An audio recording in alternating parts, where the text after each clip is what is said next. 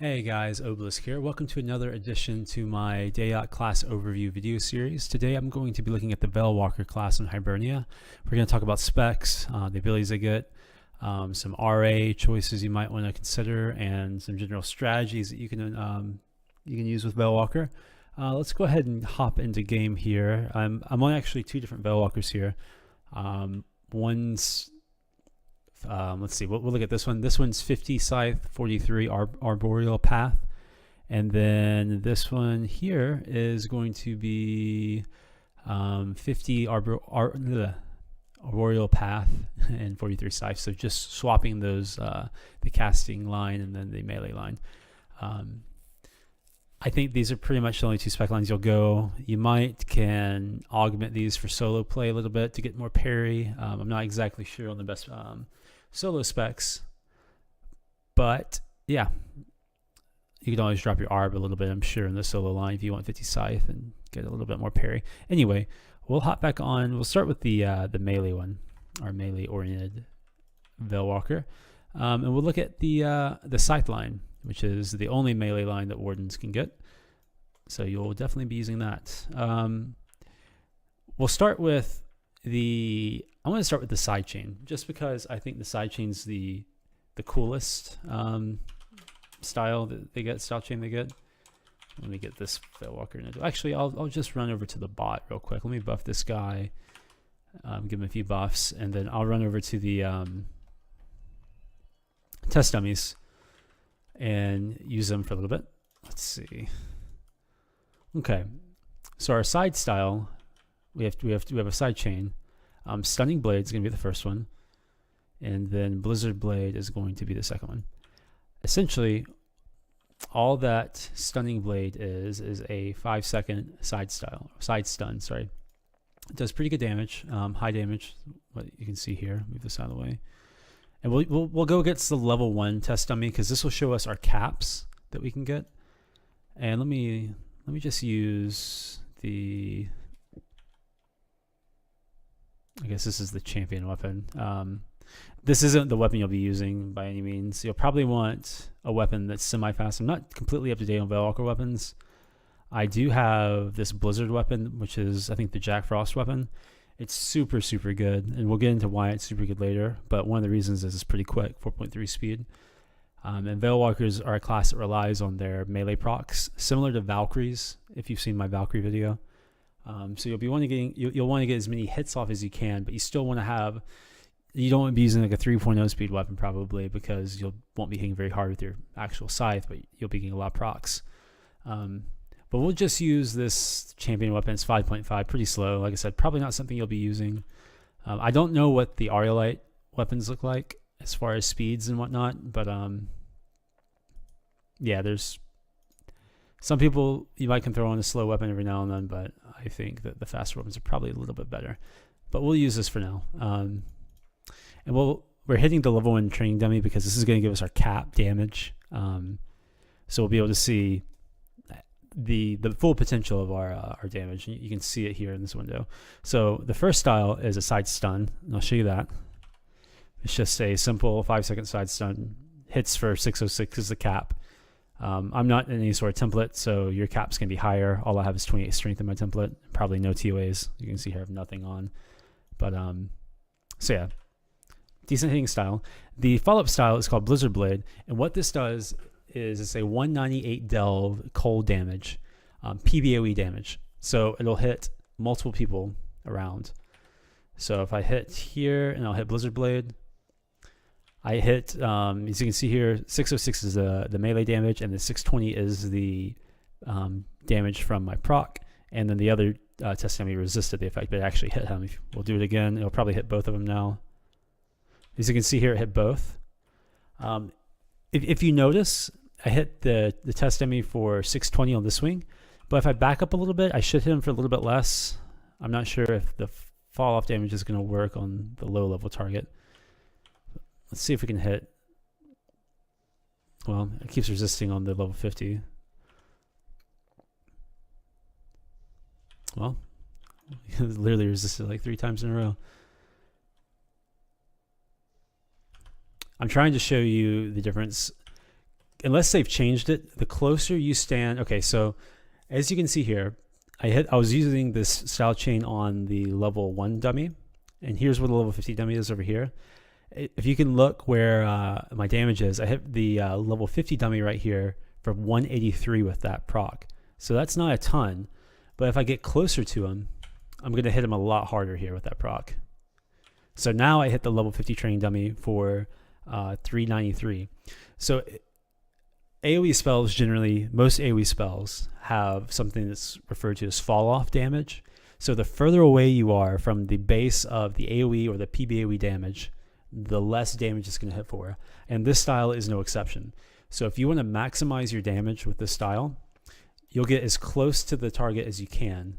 See there, I got a little bit closer, and I went from 393 to 430. I'll do a couple more. So that time it resisted, unfortunately. Let's swing a little bit faster. All right, 448, and we'll do another round just to show that there's no variance in the damage. So we have another hit for 448. So the closer you get to the target with Blizzard Blade, the harder you will hit. So you don't want to be kind of sitting at the max melee range, because you're not going to hit nearly as hard. See, there's almost a about 110 damage drop off from just standing a few units closer. So get really close if you can. Like if they're stunned, just go ahead and stand like inside of them, and you'll hit a lot harder. Oops. See, it resisted there. We'll try another one. We're pretty much staying inside. Yeah, 430, and that's pretty much as close as you're going to get. So stand as close as you can when hitting those if possible. That's really important for that. You don't want to be standing off the person. This style is great for clearing third pets.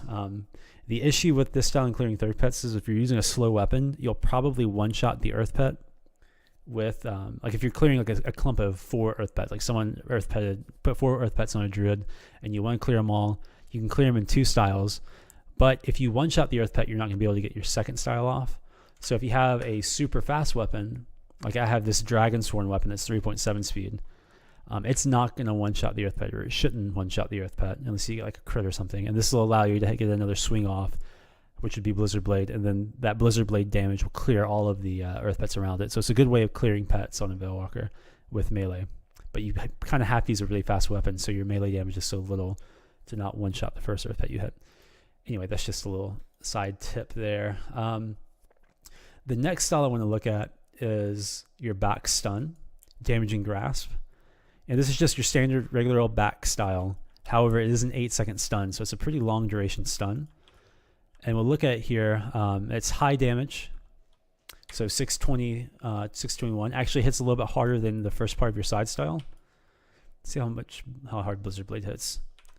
So as far as the melee damage goes, this hits harder than both of those.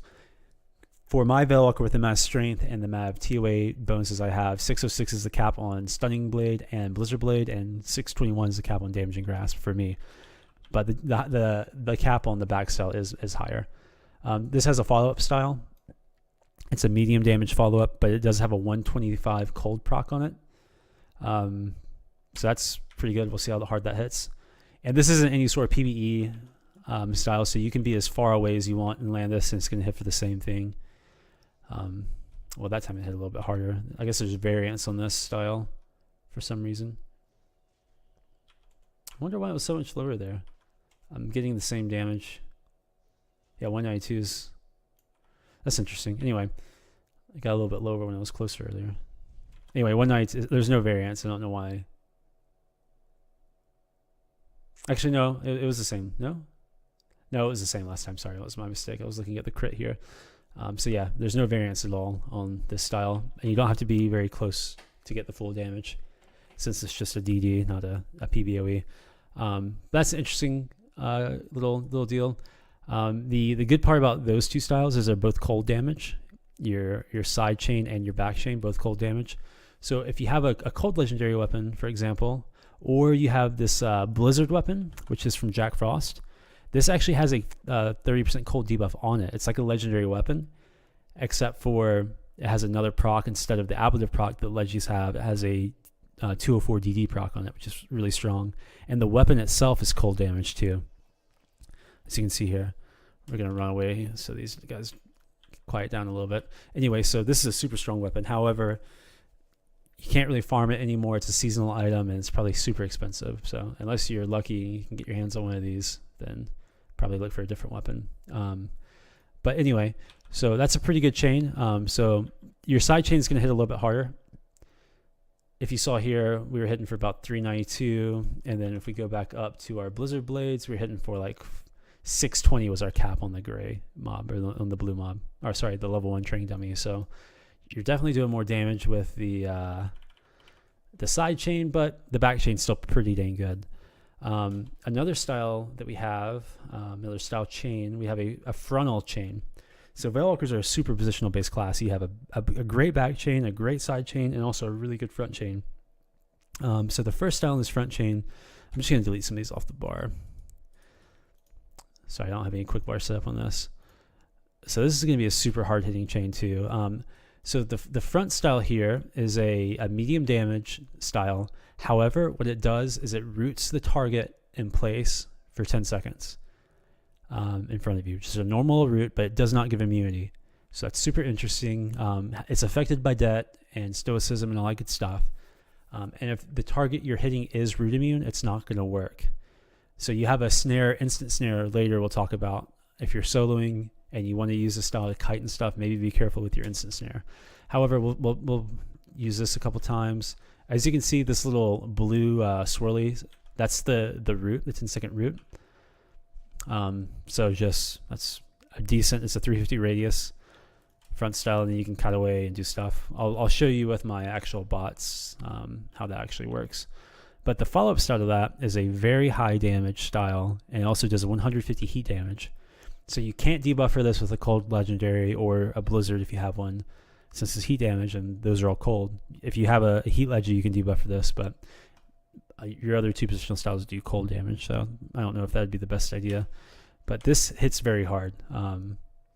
So the weapon here hits for 673, and then the follow-up damage from the proc hits for 468, sorry. So very, very high damage. Your side chain's still going to do more overall if you can get it off, but this is not bad, especially for being a frontal style. So super good for 1v1s and things like that, and soloing, small manning, and whatnot. But to get conflagration, you do have to give up some Arboreal path. So you have to go at the highest 43 arb. So that covers the positional styles that Valewalkers get. At least the big positional damage styles, I should say. There's a couple more positionals that are interesting. For example, we have a back snare.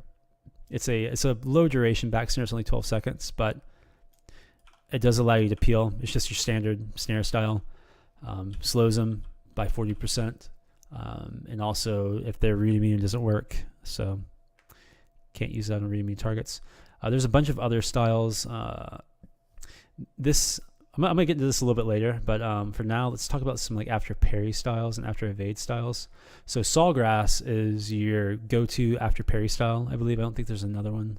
There might be. It's been a while since I looked at Valewalker styles, but Sawgrass here is just a follow-up or an after parry style. It does high damage, and target becomes vulnerable to your weapon by 15% for 20 seconds.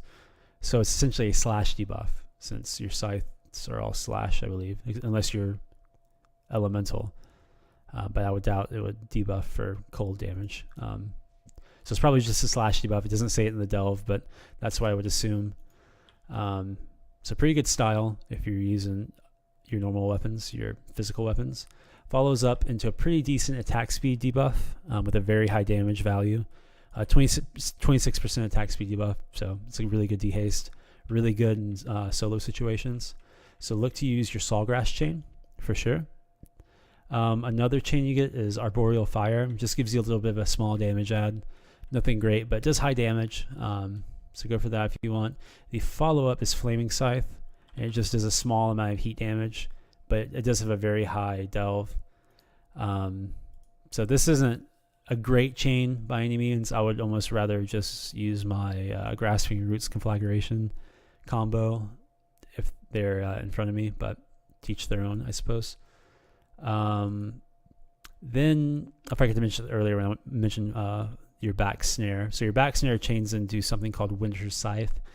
and it just kind of debuffs their armor by a little bit, by 1%. So interesting little combo, I suppose. Just makes them a little bit weaker. It also helps your team out because your team's now hitting them a little bit harder. Don't think it's going to be a huge debuff by any means, but it is something. So look at using that if you'd like. I think that's going to be it besides this nature shield thing. And this is an interesting deal because you don't actually have to hit anything with this. If I'm not mistaken, it's been a while since I've used this in RBR, so don't take my word to the bank here. But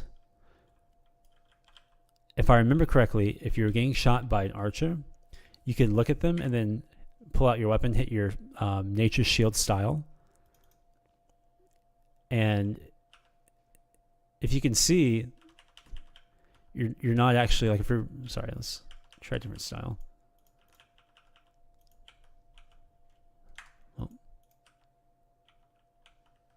You've already selected, okay, we're messed up here. Okay, so if you look in our chat log here, or our combat log, I can spam grasping roots, and it's gonna cancel pretty quickly. But if I hit Nature's Shield, it's gonna stay on. It's almost like engage, if you know what that thing is. It's like a toggle ability. So once you hit this style, it's not gonna go away until you get in range to hit him. See there, it hits him without me hitting anything. Whereas if I hit like a normal style, like my grasping roots, and then I run up, it's just gonna swing unstyled. So what this does, you can use it from range. So say this dude's shooting me, I hit my nature shield on him, I'm gonna block 60% or parry 60% of their arrows. So it gives me a really high parry rate essentially for arrows. So this is a really good thing to use against archers. Just makes you a little more tanky to them. Other than that, I think that's about it for Valewalker styles. So yeah, yeah, that's it. So pretty much the only thing, if you do go the 50 Arboreal path spec, you'll lose conflagration, which is your after front style, the 150 heat damage. So soloing and things like that, I'm not sure if it's better to go. It's going to be up to you whether you want to go for the conflag style or you want to go for the cool abilities you get with higher arb. And I'm going to go ahead and go back to my caster or more caster oriented VDub, the higher arb VDub, and show you what you get in those lines. So go ahead and pull up the arb spec line here. Actually, before we do that, let's look at the arb baseline, because I think that's important to look at. It's very simple for the most part. What you get is a self armor factor buff like any other caster would, 250 value, all that good stuff. You get a crappy damage shield. I wouldn't really use it if I were you, because if you want to use your grasping roots, your frontal root style to kite, and then they hit you with this, it's going to reflect some damage back at them and break that root. Or if you use an instant snare that we'll look at in a second, and they hit you, it's going to reflect damage back at them and break the instant snare. Just damage shields generally aren't that good, so I would probably not use those. And then you get a 179 delve life tap with 50% return. So this is really good. We'll go over here and make this test. Let me give you some buffs real quick, at least dexes and acuity. All right. So this is just your standard life tap. It's great. It's great for casting people down before they get to you, or kiting with your grasping root style, for example, that 10-second root style. You can hit them with that and kite away and nuke. I'll get into a little bit more of that in the strategy phase of the video. But yeah, this is a great nuke, and you'll have this on your 50 scythe VDub as well. So this is all baseline. What you also get is this cool. You also get a little bit better damage shield and a good damage add. So use that damage add, just a 10.0 damage add for your group. But the other interesting ability you get in this second Arboreal path line, for some reason, is this spell called Immolation. And what this is a 2.0 second speed life tap. So it's really fast cast time. It does have a recast on it. It's a 10-second recast, but what it does is it does 180 damage with a 50% return on it. So it's very similar to your other life tap. However, it also has a 211 group heal attached onto it. So we'll cast it really fast, and it says you're already fully healed because we're at 100% health, but it would heal your entire group for whatever that damage is. I'll actually, I'm gonna duel this guy, do a little bit of damage to myself, and then see how much that heals for with no heal bonus or anything cool like that. So let's see, let's just run over and hit him with a conflag or miss. That's cool too. Oh god, okay, that hurt. So now I'll just, yep. So my life tap healed me because I hit my Valewalker pretty hard, probably because I have absolutely no resist on it. But I get a heal for 276 from my life tap, so that's the actual health steal. And then my group heal portion of it is 240. So that's going to heal my entire group and myself, obviously. So you get a lot of health back from this. So this will be pretty much the first life tap you hit every time if you can. Whenever you can use Immolation, if you're open to nuke, use it. Yeah, really good spell. Now let's look into the Arboreal Path spec line. And we'll start pretty much at the level 50 spells, I suppose. And once we go through all these, I'll show you what you miss out on if you decide to go for 50 Scythe versus 50 Arboreal. But the first style, or the first spell, is a, let's see, it's a long duration self buff. So it's a 20-minute duration little self buff that gives you an offensive proc to cold debuff. It's a 25% chance to apply a 30% cold debuff to the target. So this this kind of goes really well with your back chain and your side chain, since both of those style chains are cold damage. This Blizzard Blade, and then the whatever the back style is called, the Damaging Grass / Snowblade chain. So this is gonna help those a lot. Also, if you're using a weapon like Blizzard or legendary weapon, cold legendary weapons, it's gonna debuff for your physical damage as well as your proc damage. So this is good for groups, and this is very good for groups. I think in most group situations you're gonna want to go 50 Arboreal, but in some like solo and small man situations you might want to as well. It's all up to you, but this is a super strong buff because it's literally 1 in every 4 hits statistically you're gonna get this debuff off. 1 in 4 chance. If you're using a cold legendary weapon or that Blizzard weapon that's cold damage, it's going to really help that, as well as helping your procs. The second thing you get is this 39% haste that's going to coexist with your normal haste buff. Let's see. Let's go ahead and cast haste on myself. I'm going to bring my Valewalker with me too, because it is PBOE, so it does affect your realm, which is cool. So let's see. Right now we'll just use unstyled attacks. Right now we're using a 5.6 speed weapon, and we have red haste. But once I pop this, I'll be swinging much quicker. We'll see how much quicker it is. It's not a ton quicker because I have low base attack speed, but it is relatively quicker to what I was swinging. From what I understand, it does not stack with the haste. It's not like a celerity or anything, but it does coexist with this haste. And like I said, it gave it to my other Valewalkers. You can see here, if I can show you really quick, it's right there. So it's a PBOE effect, so it's going to help your tank friends as well if you're training in a group. So that's really good there. The next spell you get, let's go back down here, is this interesting nuke. So this is a 179 delve heat nuke. The interesting part about this is if you're in a group that has a mana chainer debuffing heat for maybe himself and a mentalist or something, you can hop on that train and use this heat nuke and just assist the heat debuff. Or if you're in a train or a group with a Void Elf that's debuffing for a Mentalism Mentalist and a whatever other energy nukers or body nukers you have, you can use your life tap because that's going to be energy damage. You can nuke on both trains with this spec. So that's really good. Both are the same delve.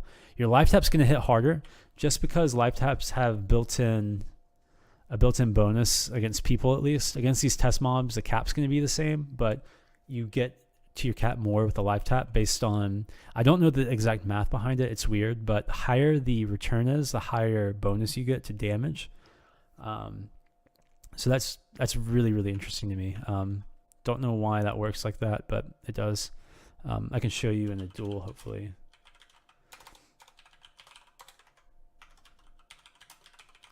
Well, this Valewalker, actually, it's a bad idea. Well, never mind. That's not going to work. This my Valewalker has no resist. You're going to be hanging for cap anyway. Anyway, just take my word for it that life taps generally hit harder than normal nukes with the same delve just because, and it all depends on how much health return it is. So if it's a 90% health return, life taps can hit a lot harder than a 50% one. Let's see. So yeah, but you have a energy nuke and a heat nuke with this line, both 179 delve. So nuke off either train, really cool. And it's a 2.6 speed spell, which is good. It's not like a 2.8 speed spec nuke or anything like that. The next spell you get, actually, I'm gonna look at a few more specific spells that you get in high arb, because at lower arb spec you get some of the lower versions of these other spells we'll look at. But one of the specific high, I guess you get this at all levels of Arboreal, but yeah, so disregard what I just said. We'll look at this next spell. Sorry about that. Got a little off track. So another spell you get is an instant snare. And this is a very long duration instant snare.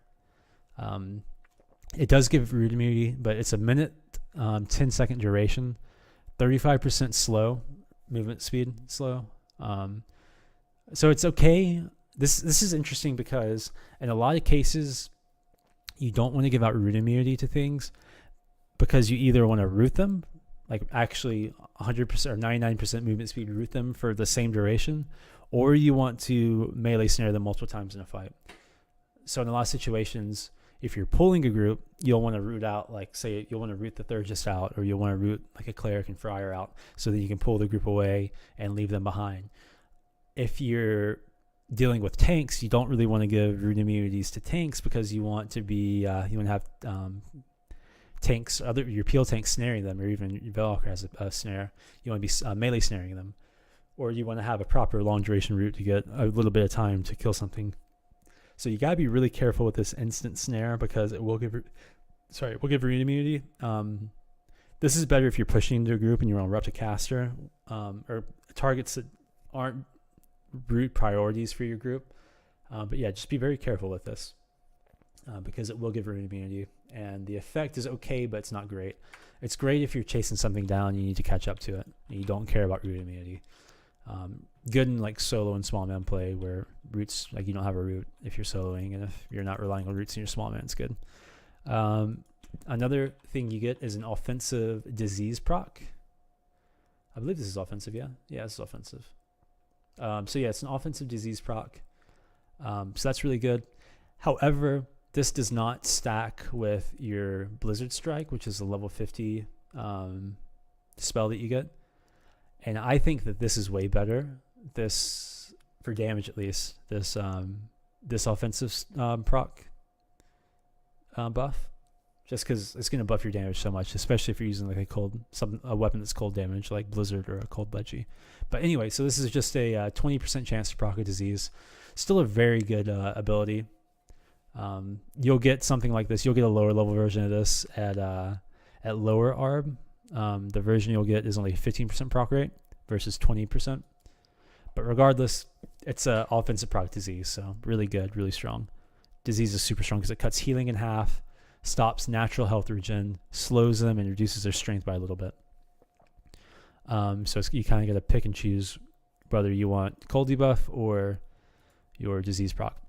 So I feel like if you're not going to run this cold debuff in a solo setting, if you want to run the disease offensive proc a lot, it's probably not worth going 50 ARB. Then obviously it's well more worth it going conflag, I think, or going 50 side for the conflagration style if you're not going to use Blizzard Strike. But I think Blizzard Strike, you will be using it because it's really good. The next thing you get is this interesting little spell range pulse. It's for your group and yourself. At the highest level, it's 10%. At the second highest level, which you'll get because you're not going to go lower than 30 ARB, obviously, it's 8%. So it's either 8 or 10%. Really strong. Increases the range of your whole entire group. It's always up. You cast it once, and then it just pulses for all of your group. It's in a 1500 range from you. Just a really great ability. One of the new abilities they added recently. A lot of these abilities actually are new, like the Blizzard Blade and this nuke are new, and some things like that. Anyway, so that's good. This next thing that we have is called Bark Shield, and it's a lengthy description. But what it is, we'll look at the cooldowns and stuff first. It's a 30-second duration, 30-second recast ability. I believe it says self, but I'm pretty sure it's a group ability. We can test that out real quick. See if my Valewalker gets it over here. Pretty sure it's a group ability. Yep, everyone gets it. So what this does is it gives the user, the Valewalker that uses it, 150 ablative that absorbs 100% of the next physical damage dealt to you. So you can use this. You can throw up 150 ablative every 30 seconds for yourself. Pretty much, really good. What it does for your group members, however, is it gives them a 300 ablative. So that's really good too. Like, it's even better for your group mates because it's a higher value than yourself. I guess they didn't want solo Valkyries to be too strong, but they wanted to give them some group utility to get them into groups. So yeah, so it kind of gives them double the ablative.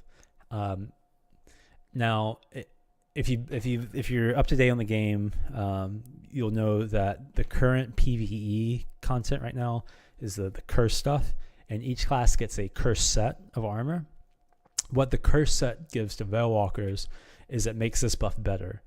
So if you have all three pieces of the curse set, and it's the chest piece, the chest piece, the arms, and then it's going to be the legs or boots. I don't know what Valewalkers get, but all three of those pieces, if you have all those in your template, then this gets buffed. So if you have all three pieces, the solo or the self buff portion of this is 250 as opposed to 150. So you get 100 extra onto your melee ablative, and for your group it's another 200. So it goes from 300 to 500. So everyone gets an extra 500 melee ablative every 30 seconds if you're casting this on cooldown. So that's pretty dang strong, actually. That's effectively giving yourself 250 extra health every 30 seconds if you have it, and your group 500 extra health per person every 30 seconds if they're getting hit. So really strong there. I like that ability. Really, really good. The next thing you get is this little instant dot, and it's just a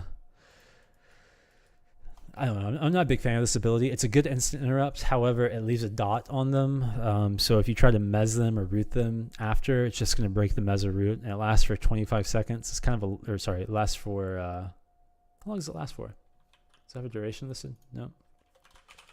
We'll test it. Dual challenge. Dual accept. Well. Oh no, I am not wrong. Sorry, I'm not right at all. This is not a dot anymore. This is just an instant DD. Okay, so that's a lot better. Good job to them for making that good, because it used to. Sorry about that. It's been a while since I played Valewalker, as you can tell.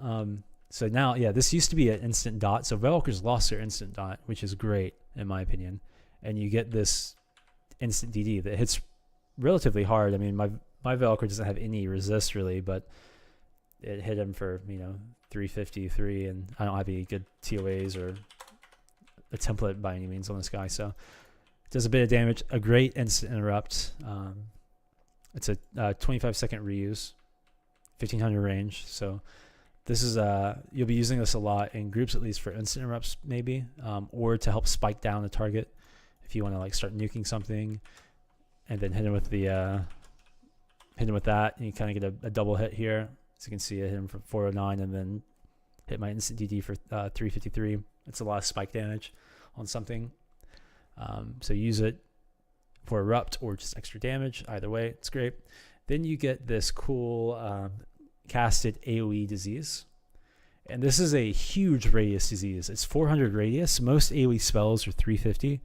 I think the red Sorkmez, the red AoE bolt range Sorkmez is 400 radius, but this is a very large radius. It's going to interrupt a huge area.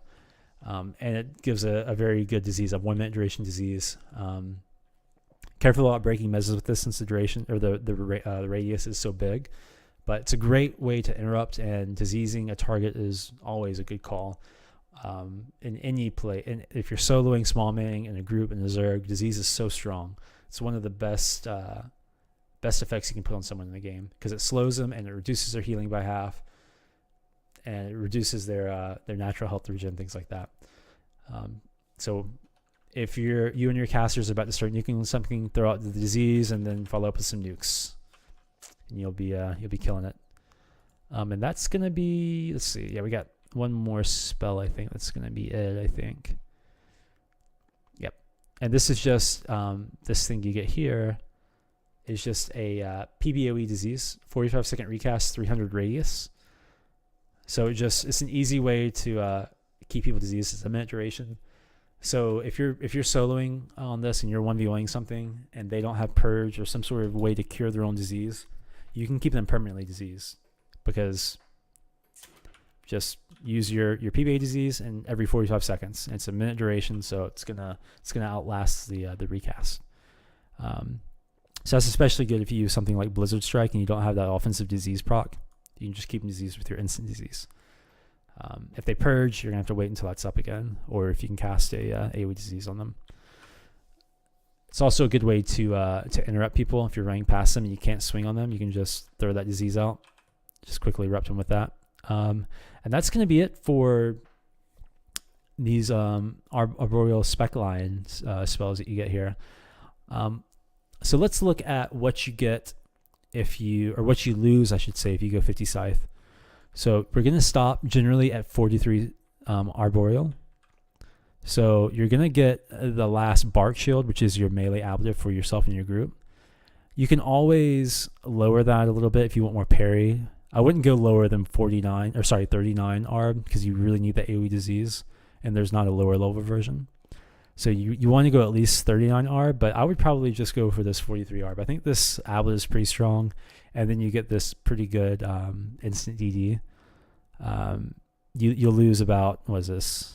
The second level is 45 less, so you'll lose quite a bit of damage on that if you go for the lower one for solo. But it's up to you. If you want more parry, go for that. But don't go lower than 39 Arb. But if you do go 43 Arb, 50 Scythe, what you lose is you lose the highest level range buff. So you go from 10% range to 8% range, which is somewhere down here. Yeah, 8% range. You'll get the yellow one here. You lose 5% proc rate on your offensive disease proc. Not a huge deal. You lose a little bit of duration on your instant snare. Definitely not a huge deal either. The resist rate's a little worse on the lower level spells, obviously. You lose a lot of damage on your heat nuke. Your 179 Delve heat nuke will drop down to 137. So you'll probably just be using your life tap at that point instead of this. So if you plan on being like a caster V-dub in a group, and if you ever plan on assisting with the heat train, you definitely want to go the higher ARB spec, in my opinion. You lose a bit of value on your haste buff. Goes from 39% to 34%. Not a huge deal, but that's something. And then obviously you lose Blizzard Strike, which is your cold debuff. So it's just a matter of what you want to do. Both specs work for both situations. I think in groups I would most of the time go 50 ARB just because I think that heat nuke's pretty strong. I think the 2% range is nice for your whole entire group. And I think Blizzard Strike's good because you're going to be hitting a lot of positional styles in groups. You're really not going to be hitting a ton of front styles generally, but you'll get a lot of back styles and side styles off. And the more you can debuff for those, the better, because you're going to be running against people with high cold resistant group combat. So you're really going to want to throw out some debuffs as much as you can. So in groups, I would more likely than not go 50 ARB. And for solo small man play, you can go either 50 Scythe or 50 ARB. Up to you. So yeah, that's gonna do it pretty much for all of the abilities in the spec lines. We'll look at the rank 5. I'm gonna go back to my other BM or my other VDub for that because he is rank 5. What this rank 5 does, let's pull it out, is it gives you your whole entire group within 2,000 range at least a 1,000 magical and melee and magical ablative that absorbs 50% up to 1,000 damage. So if you get hit for 100, you'll get hit for 50, and then until 1,000 of that damage is absorbed, then it goes away. But it's really strong. It adds essentially adds another 1,000 hit points to everyone in your group, and it lasts 5 minutes. So you can throw it up before a fight even starts, and it's going to last, a ton. I would probably wait until a clutch moment in the fight where you really need that when real damage is going out, not just kind of poke damage, if you know what I'm saying. Like a lot of times it starts the fights, it's just kind of people testing the waters, hitting a couple nukes or hitting a couple, hitting like a caster to erupt them and things like that. You might not want to have this wasted there, but when real damage is coming, like proper spike damage that's going to kill someone, maybe wait and use it then. But you can have it up on the ink. It's no big deal. However you want to do it. You see it 5 minute 5 minute duration here, 10-minute reuse. Really cool rank 5. Nice group defense ability. Now, since we got through all the abilities, we'll look at some RAs for Valewalker. I'm going to start with some group RAs. Let's see. Pull out the breakpoint chart real quick as well. Okay. So as a Valewalker, in most situations, I think determination, if you can get determination, even on things like Friars and Wardens, I think it's really strong if you have the rank. But I think Det's really strong at Valewalker, especially if you're running in like a 5-tank setup, which a lot of Valewalkers do run in. You definitely need Det 9 there. 100% get Det 9 in a 5-tank situation. If you're in a hybrid group, and you're playing more of a caster role, you can probably get away with not going Det, but I probably still would, especially if you're a decent rank. If you're like rank 7+, I probably would just get some Det. Why not? It's such a good RA. Especially if you're getting in there at all, you're vulnerable to CC. Everyone's always vulnerable to CC, even backline casters. But yeah, I like Det. But if you're playing the caster role, Valewalker, and assist nuking a lot, you might not. You can get away with not getting it, but I probably would still. So, but Det, look at getting Det probably. Other RAs, Ichor of the Deep, super strong, especially if you're in a coordinated group. What Ichor does is it's a bolt range 500 radius root, so it's a super big radius and super long range, but the root effect's not really what you're going for. So all you need is Ichor 1 really, and it's only a 10-second root, nothing crazy. But the great thing about Ichor is it resets root immunity. So if your druid roots someone, say you're in a group, you're like in a caster type group, and you're pulling an Alb hybrid group or an Alb tank group that has a Thurg. Your druid roots the Thurg out of the fight while you're pulling, which is great. Okay, we're not having to deal with Thurg pets anymore, but the Thurg purges. Oh crap, Thurg's back in the fight. What you could do is cast Ichor on the Thurg. It's going to reset that Thurg's root immunity, and then the druid can run over and reroot the Thurg with no purge up now. So you can double root out people. Just takes away root immunity. Super strong.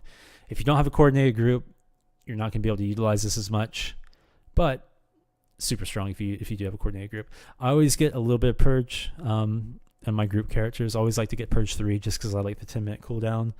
I think an instant purge, because purge 1, what purge 1 is a 15-minute reuse timer, but 5-second delay purge. So you'll hit purge and 5 seconds later, it will take away all negative effects you have.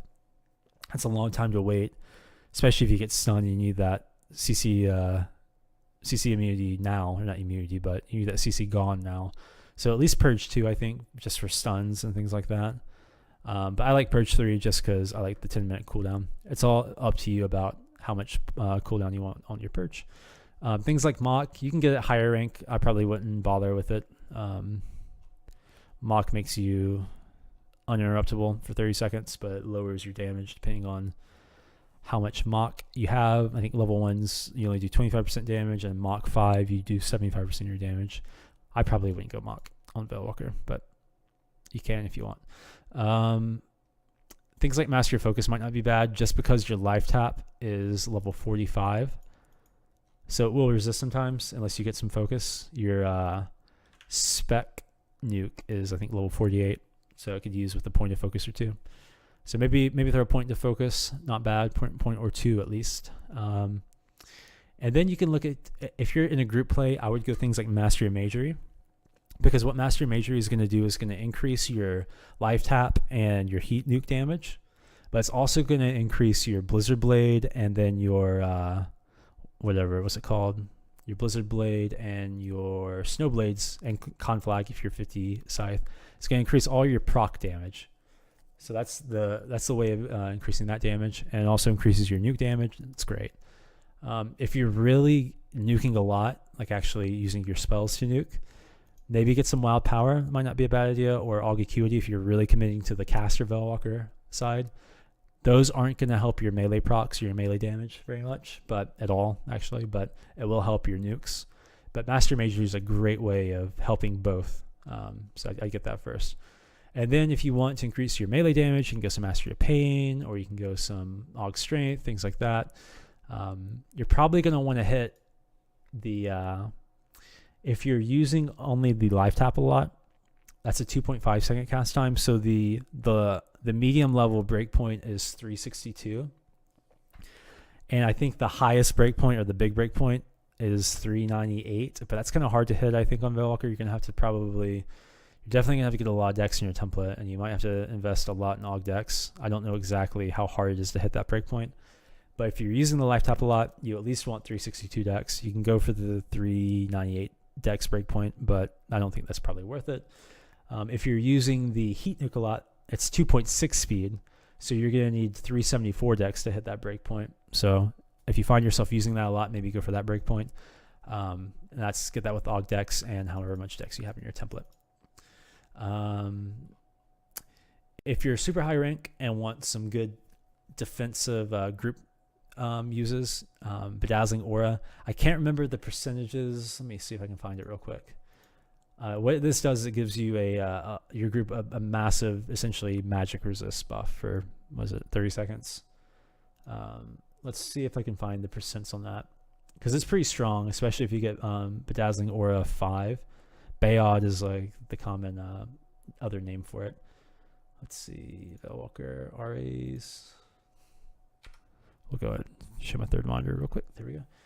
Bayod. Okay, it's a 40% reduction. Increases the target's resistance to all magical damage by 40%. So super strong defensive group buff if you want it. It's pretty expensive if you go for Bayod 5, but you can get lower levels of Bayod if you want. If you don't want to increase your damage and stuff, go for Bayod. Never a bad choice. So yeah, so those are a lot of your options for group play. Det, Master Magery, some Purge, Icar, Bayod, and then some other damage through Wild Power, Acuity, Aug Strength, and Mastery of Pain. If you're soloing, however, things like Mastery of Parrying are super strong, because that's your only defense is parry, so you want to be able to parry as much as you can. That's the direct parry buff right there. Here's the values there. I'd go at least like parry 5 or 6. I don't know. I think Master Parry is very valuable solo on Valewalker, so I would get a lot of that.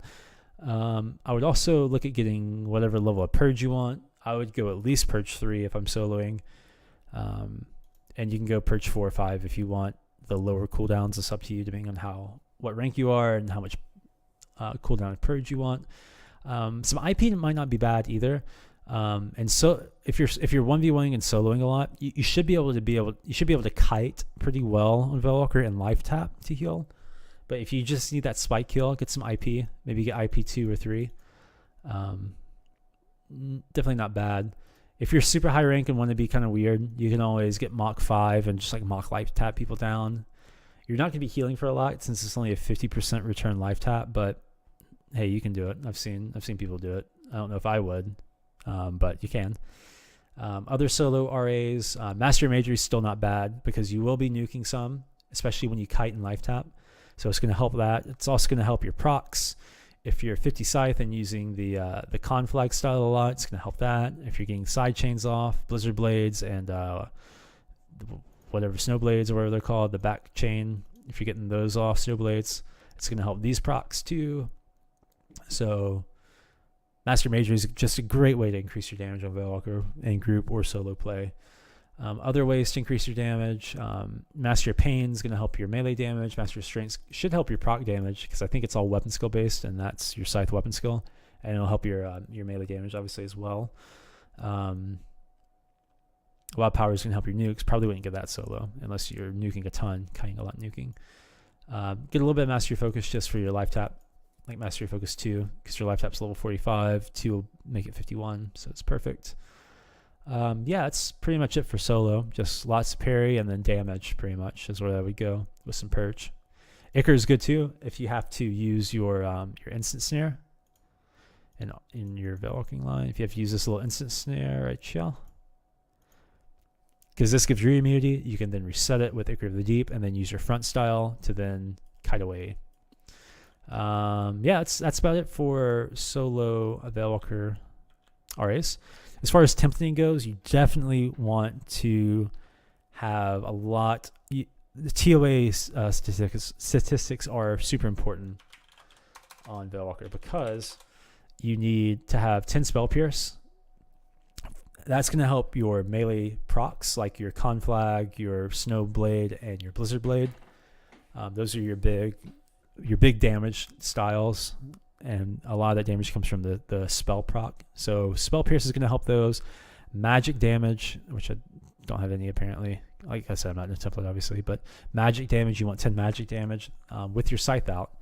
And you want that's 10 spell pierce with your scythe out as well.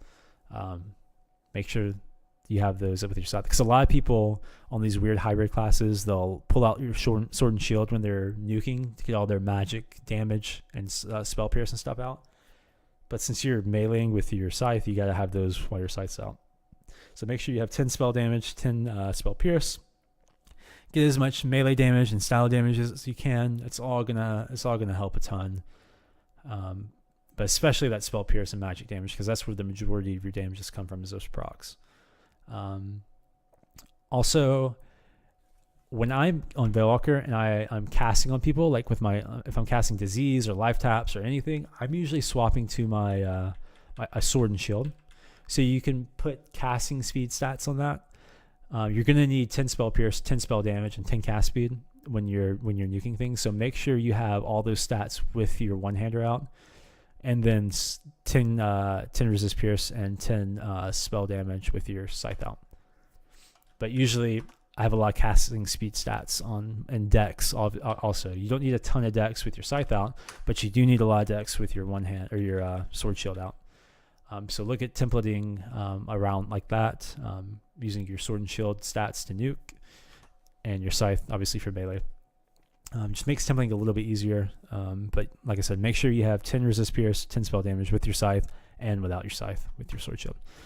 Other things you can look at, the Valewalker cloak is actually kind of interesting. I don't have one on me, but what it does is, if I remember correctly, the Valewalker cloak has a chain lightning charge on it, and that's pretty much a Thane special ability.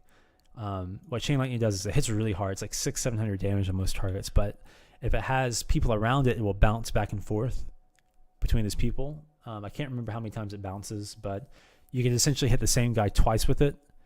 The second hit's going to be reduced damage, but so the chain links are going to be less damage, but it's a really good way to like spike someone down super fast. That's why things can like one-shot people essentially. Not one-shot, one-round people essentially with chain lightning and other things, but Valewalkers can probably do it too. If you were to like get a couple nukes off your little Arb instant DD and chain lightning, it's going to hurt really bad. Also, the other proc on it's a 10-minute reuse timer, or sorry, it's a 10-minute buff duration to your group. It's going to increase your, I think it's going to, is it? Hold on one second. Yeah, it's a group buff. It's going to increase everyone's magic damage by 10%. So either way, both of those are really good. So I would definitely look at putting that in my template, especially for groups. If you're soloing or small manning and you want more defensive oriented cloak, you can go for the Otherworld cloak, which has a 150 ablative defensive proc. They'll proc 150 ablatives. I think it's a 15% chance to proc those. I can't remember off the top of my head, but that's a good defensive item. A better offensive item is a cloak. But in groups, I would definitely run that cloak. Other cloaks you could run are Astral Cloak of Heroes in groups for the 30% magic resist charge if you're getting nuked a lot. But I think that the Valewalker class loyalty cloak with the chain lightning and the 10% spell damage increase to your group is really strong. So I would definitely run those instead. Other things I like on any class, I love those Cursed Blood gauntlets. It has a 25% self heal. It's going to heal the Valewalker probably for like 700 or something. Usable in combat too, so that's really cool. Other things I like, melee and magic resist charge. Things like the Dragon Rings Embracers from the Dragon campaign, or the Vigilante belts have them. The Otherworldly belts have melee charges. Things like that. I really like those charges in my template. The Otherworldly ring charges with the 10% or sorry, the 5% health and AF buff. The Chapter 6 Curse bracer. It's like the Triumphant champion. I can't remember what it's called. It's a Triumphant bracer. It's got a group 5% health and AF buff. Throw that in if you can. That's always good. But yeah, also we talked about Sice earlier.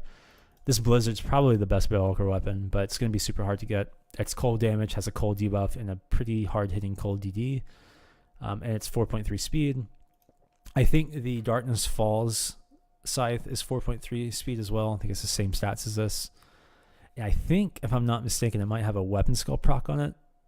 And Weapon Skull buffs are really good on proc-based classes because it's going to increase your Blizzard Blade damage and your Snow Blade and your Conflag damage by essentially 10% if it procs.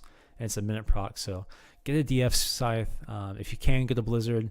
Maybe get a Cold Legendary Scythe also. They're pretty slow, but if you have the, whatever it's called, the Blizzard Strike or whatever, the level 50 ARB spell, it's going to cold debuff for you, and so you'll be your melee damage is going to be going through the roof with this cold weapon also. So I would definitely look at that.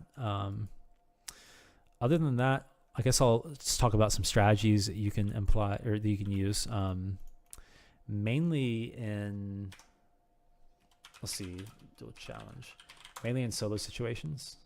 I'm already in a duel. Okay, cool.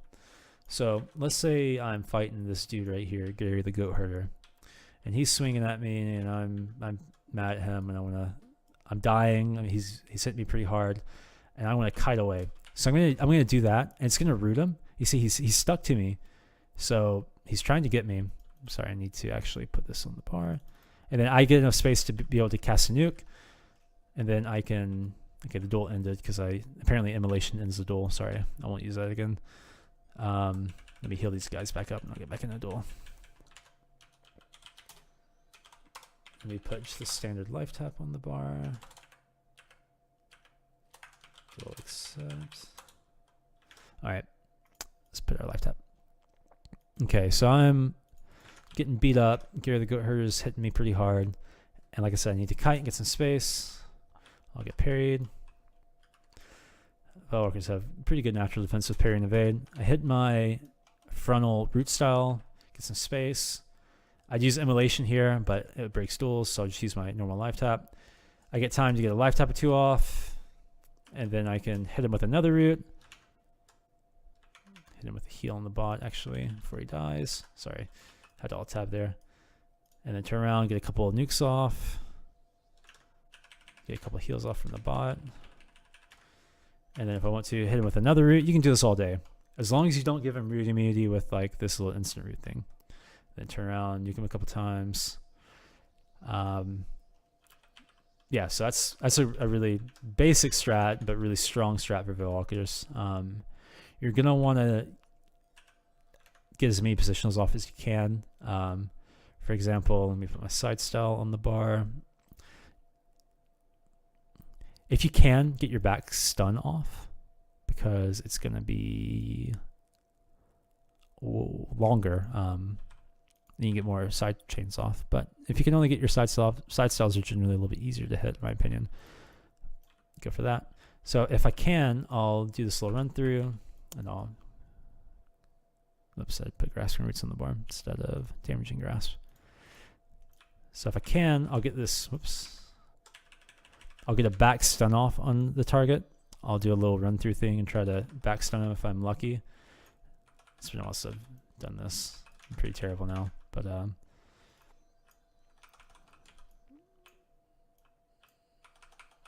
okay, I'm just terrible. Anyway, if you can get a back stun off, go for it like that, and then you can hit him with a bunch of side styles or just kill him like that.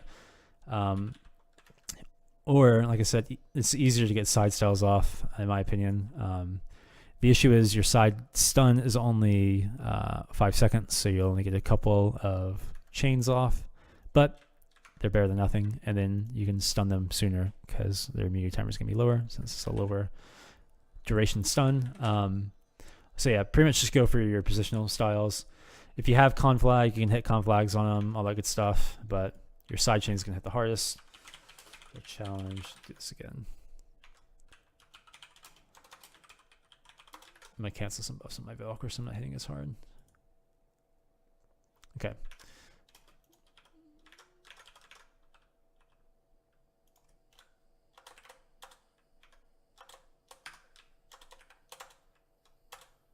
Okay, so what I would do if I were playing this properly is I would chain my side stun and my frontal style. So there I hit my front style, so I'll hit him with the con flag after if I didn't already queued up 2 more styles. If I'm going for a, I just follow up my side style with a front style, and then so there I got my side style, hit him with the Blizzard Blade, it resisted. With my super low attack speed, I only got 1 hit off, unfortunately. But yeah, I'd just essentially be going after Blizzard Blades. Like there I got a Blizzard Blade, I'll probably kill him here. I parried. But yeah, just go for your side styles pretty much.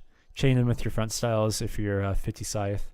If you're not 50 scythe, then you're going to want to be hitting positionals as much as possible, other than your parry chain, things like that. Anytime you're, like I said earlier, use immolation first. If you're open, it's gonna cast a lot faster, and it's gonna add that group heal, so it's gonna heal you for quite a lot of damage. Let's see, we'll let Gary the Goat Herder immolate me. Put it on the bar. We'll see how much his health goes up. He's at 50% health now, and that went up to 60% off a life tap. And as you can see, I had an ablative up, so he didn't get as much health return off the actual life tap as he should have. But so it's just it's a good spell. Use immolation first, and then use your Cycle of Death as your subsequent life taps. Yeah, that's going to be about it for Valewalker. In groups, what you're going to want to do is you're going to want to interrupt a lot with your AoE disease. Great interrupting tool, great way to disease tank trains, disease anything you can, as long as it's not getting mezzed or anything like that. You can disease over roots, great stuff. And then just assist nuke with your casters if you have them. You'll be able to use if you're 50 ARB, you'll be able to nuke off the heat train or the energy train. You'll always be able to nuke off the energy train, even if you're 50 scythe. So nuke off those debuffs if you have them. Nuke down pets if you're the main pet clearer in like a tank group, which is generally what the Valewalker's role is in like a 5 tanker. Nuke down pets, like Sork pets, cat pets, whatever, BD pets. If you're erupted, you can go melee them down with your styles. If you can hit side chains on pets, they'll die quickly. If you're clearing a big control pet, like a cab pet, con flag hits pretty hard if you can't get side styles off. It's a great way to kill pets. Magic damage is good against pets. So yeah, and then just go hit people with your scythe and hit them real hard. Very high damage class, really cool class, lots of utility, lots of stuff you can do. Use your instant DD as an interrupt if you can. This little bad boy right somewhere. Oh, it's wrong line. This little dude right here. Use this as erupts or to help spike damage. 25-second reuse. Use this as a erupt sparingly. It does give root immunity. See, he's not rooted after that front style because he's root immune. And then yeah, just kill stuff. Anyway, if you guys have any questions, put them in the comments. I'm sure I missed things. Valewalker is something I haven't played in years and years and years, so it's not a class I'm super comfortable on, but I feel like I got the gist of it, and hopefully you guys do too now. If you have any suggestions for me, tips, comments, things you want me to do in the future, questions about Valewalker, let me know in the comments. Other than that, thanks guys for watching. I appreciate it, and I'll catch you in the next video. This was the Valewalker class for Hibernia. I'll see you guys later.